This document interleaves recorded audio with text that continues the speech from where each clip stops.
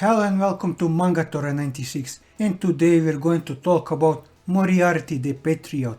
With the second season of the anime going strong, as well as the manga is entering a new arc, it's the perfect time to talk about this series, who's based on the Sherlock Holmes novels written by Sir Arthur Conan Doyle. But unlike all those other countless renditions of Sherlock Holmes, this one, as the name suggests, follows his arch-nemesis Professor Moriarty as the main character. In this video I won't be covering Moriarty and his siblings as they deserve a video for themselves, but rather I will cover Moriarty's closest affiliates who help him in making his plans a reality. There will be spoilers in this video where I will talk about the events that the anime hasn't yet covered, so if you don't want to be spoiled, don't go further. For everyone else, let's start with a character you're familiar with from the first season, namely Sebastian. Colonel Sebastian Moran is one of Moriarty's affiliates. A skilled assassin, he promises to do anything he must in order to protect Moriarty and is willing to even sacrifice himself if needed be. Sebastian is an especially skilled sniper who is, due to his appearance and serious personality, quite popular among women. After deciding to become one of William's associates, he ends up being one of the most devoted towards him, determined to complete any task he is given. Despite his downbeat appearance, he is quite the curious character and believes strongly in William's dream to achieve equal rights in Britain. As for Sebastian's involvement in the story, during the incident with Lucian that's referring to the 5th episode of the anime, Moriarty calls for Moran. He wonders when William will be starting his plan, but William explains that there was still time before the plan would be set into motion. Following William's orders, Sebastian wins some money and spends the night with a woman nearby the planned event place. As soon as Dudley arrives on the spot, William reveals everything, and skilled with a silent rifle, Sebastian causes Dudley to dance while avoiding his bullets, causing them to fall into the river to meet a death similar to his victim. Listening to William's plan on how they'd be creating crime in London and will be dealing with aristocrats, Sebastian remains close to William and agrees to help him carry out his plan on making the country a better place. Mycroft Holmes assigns MI6 an important mission, and Albert James Moriarty calls for Sebastian. Reports had been sent in that an agent had been killed in India, but before this he had sent a Russian rifle, making them believe Russia was receiving weapon supplies from there. Sebastian wonders if Albert can freely talk about it in front of Moneypenny, but Albert reveals that she would be accompanying him as he was still not a member of MI6 and Moneypenny was a former Secret Service agent. They take the rifle to Von Herder, who asks Sebastian what happened to the rifle he made for him. Sebastian reveals he had broken it and used it for rapid fire to make a man dance. Herder became agitated as he specifically told him not to use it for rapid fire. When Herder inspects the Russian rifle, he states that the screws, grace and wood were all British, making them realize that a British person in the high rank had interest in keeping the war going. Inspecting it further, he was even able to find out which factory had made it. Before leaving, Sebastian sees a gun and takes a liking to it, before asking Moneypenny if she could arrange for them to take it. Sebastian and Moneypenny visit the appointed factory, which was supposed to be closed years ago. They infiltrate it and manage to find documents, making Sebastian realize that the one controlling and fueling the war was the Viceroy of India. When they're found out, they blow up the factory and report to William, who then asks them to head to India and deal with the Viceroy. Hearing that a platoon was recently decimated, Sebastian finds that in the past his squad was also sent to death by the Viceroy in order to keep the war going. They disguise themselves and visit an event with the Viceroy where Moneypenny spills wine on the Viceroy and Sebastian, who then leaves the room to change clothes.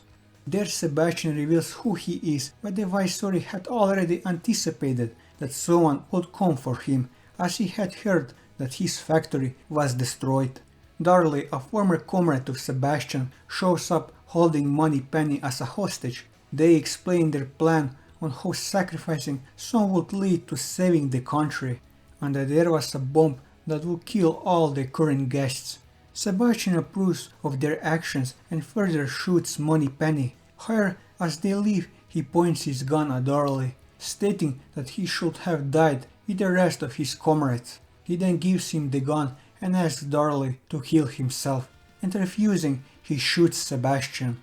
To his surprise, Sebastian stands up, explaining that the gun had a special rotation barrel, which had two sides paint bullets, or real bullets. Since the moment they had joined the event, the gun had been using the sight loaded with the paint bullets, meaning that Moneypenny was still alive, who had meanwhile been escorting the guests outside. Later on, Sebastian is officially accepted as agent number 6 of MI6.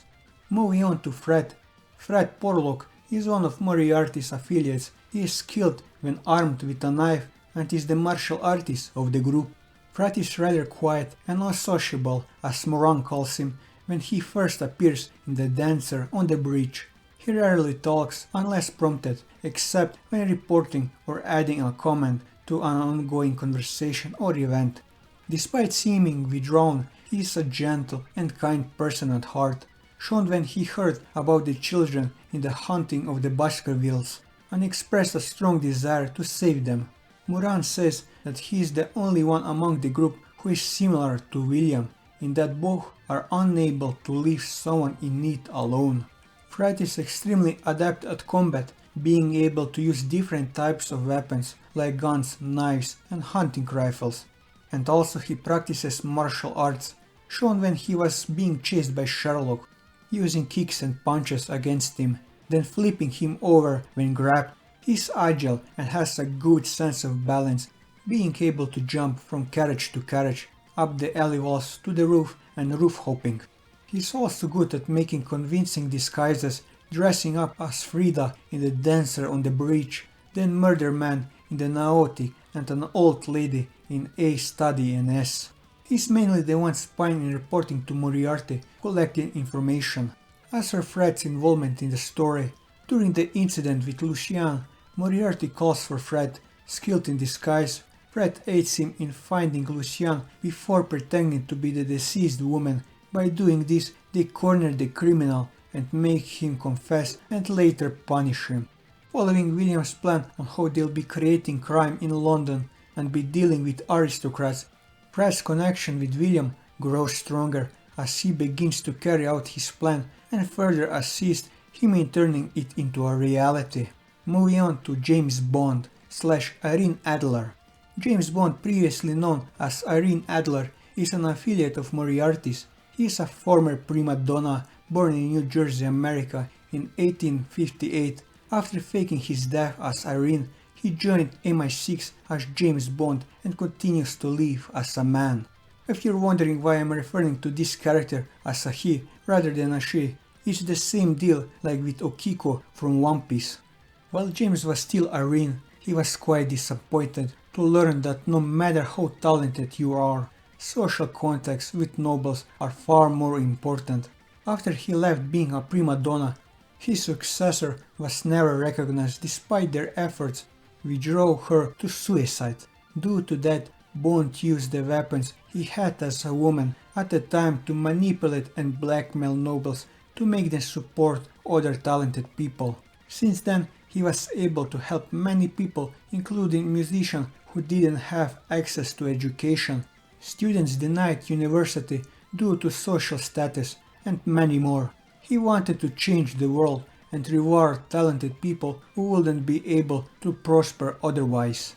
James is also quite smart and a talented actor, as he managed to fool Sherlock Holmes. When he got in bigger trouble, he made a plan involving Sherlock that will give him temporary safety.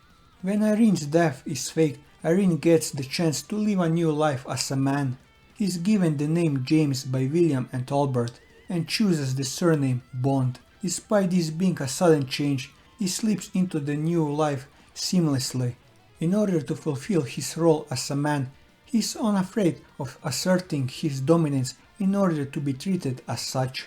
James has a tendency to be flirty, regardlessly of gender, and even took the initiative to invite Moneypenny on a date. As for Irene Adler's involvement in the story, after stealing an important document from Buckingham Palace, Irene dresses as King of Bohemia, Wilhelm Godfrey Sigismund von Ormstein, and visits Sherlock Holmes.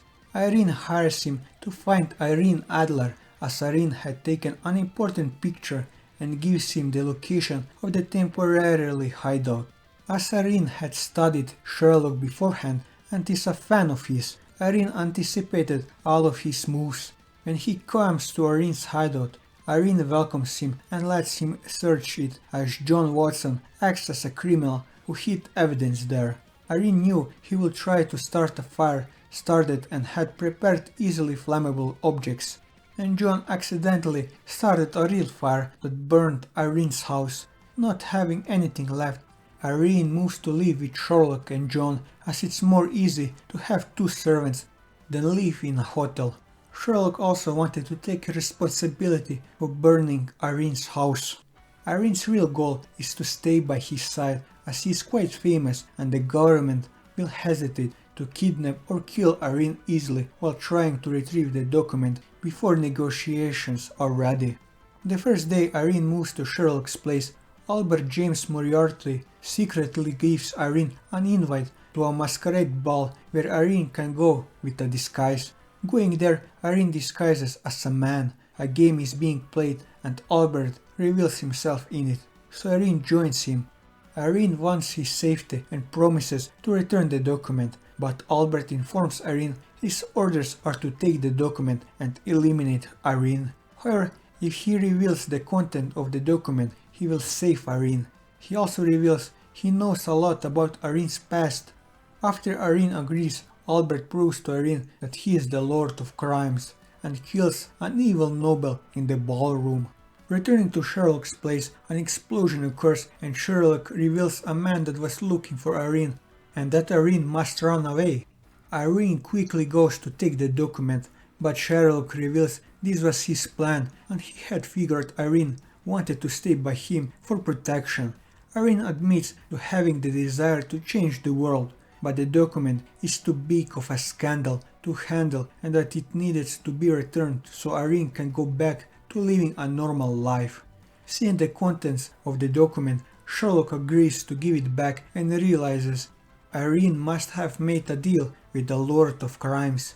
Irene meets Albert in a chapel, but before Irene is able to give her the document, Sherlock comes and stops this. While hiding his identity, Albert makes a deal with him, guaranteeing Irene's life and asks Irene to write his name in an envelope and gives it to Sherlock, so if Irene dies, he can come for him. Having obtained the document and read its information, the Moriarty brothers meet with Mycroft Holmes and explain all of their plan and how they intend to die in the end. Mycroft agrees to keep it a secret as long as they serve the society. The Moriarty then fake Irene's death and take Irene as Agent Number 7 James and the surname of Irene's choice.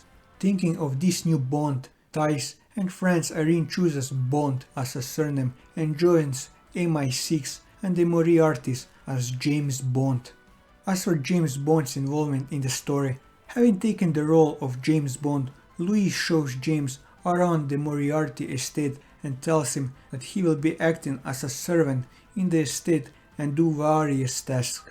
James tells everyone to call him a man and treat him as such, as Irene Adler no longer exists.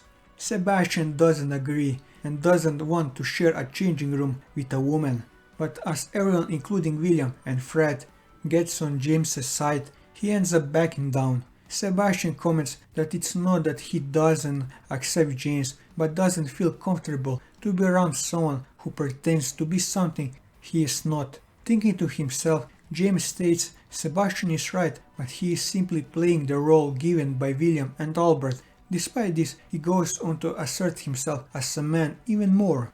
As James is not experienced in the ways they operate, William tasks Sebastian to guide and support him. James' first mission is to get an item from the bank with Sebastian, Fred and Louise. However, little after they arrive in the bank, robbers appear. While wondering what they should do, James realizes the rest moved already. Heading into the vault, he sees that only Sebastian is there as well as a knockout robber. He wonders when all discussed this, but Sebastian explains they never did, as they are not children and know what to do. As he questions James about what they need to do, James conducts the first priority is to secure the item they are after. After that, they can't escape, as when the robbers see the knockout robber, they may kill the hostages, and since Moriarty was seen entering but then disappeared, they may decide Moriarty is a part of the robbery. Additionally, they can't kill the robbers, as that will trigger bigger investigation and it may get Sherlock involved. Sebastian agrees and says they can do whatever they want as long as it aligns with their objective, and they must stop the robbery while covering their identities. James gets excited and forms a plan with Sebastian. Breaking the lights, James goes and knocks each robber and then wakes up a guard stating it was him who beat the robbers. Seeing James's skills, Sebastian then accepts him into the group. And with this, I covered all the closest affiliates of William James Moriarty. And that will be all for this video. If you like this video, leave a like, leave your thoughts in the comments below, or subscribe to the channel for more manga reviews and One Piece content. And until next time, take care.